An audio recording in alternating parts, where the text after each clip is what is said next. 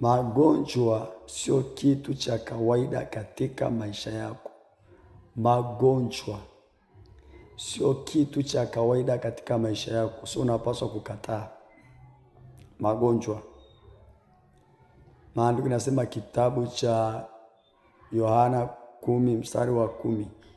Mwivi haji ila kuiba, kuchinja na kuharibu. Mimi nalikuja ili wawe na uzima, kisha wawe nao tele. Sababu ya Yesu kukuja ni ili kwamba uwe na uzima. Kitu namba moja. Sababu ya Yesu kukuja ni ili kwamba uwe na uzima. Uzima wa mwili, uzima wa roho. Uzima wa mwili ni haki yako, uzima wa roho ni haki yako. Na uzima wa milele pia ni haki yako kama una Yesu katika maisha yako. Kama umempokea Yesu ni Bwana katika maisha yako.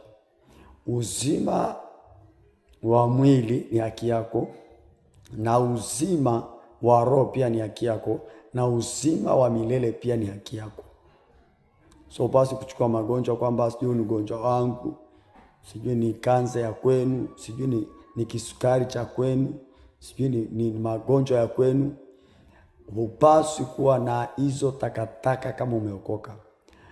Hizo malana za magonjwa za kifamilia hupaswi kuwa nazo kama umeokoka.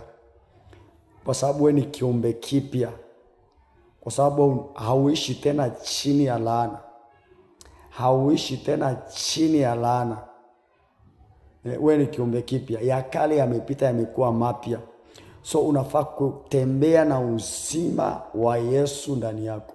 Unafaa kutembea na uzima wa Kristo katika maisha yako. So magonjwa si mpango wa Mungu kwa watu. Ni uonefu wa shetani. Magonjwa ni uonefu wa shetani. Haya magonjwa unaona ni uonefu wa shetani. Acha nionyeshe Isaya 53 mstari wa 5. Andiko nasema, bali alijeruhiwa kwa makosa yetu, alichubuliwa kwa maovu yetu. Adhabu ya amani yetu ilikuwa juu yake, na kwa kupigwa kwake sisi tumepona. Huyo ni Yesu.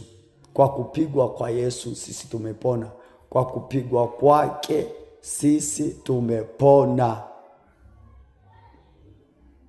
Na ukumbuke kwamba neno la Mungu halidanganyi.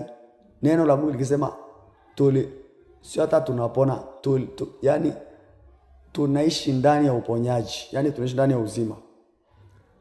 Na aliyepigwa kwa ajili yetu ni Yesu, aliyekufa kwa ajili yetu ni Yesu. Na maandiko yanasema kwa kusudi hili mwana wa Mungu alidhihirishwa ili azivunje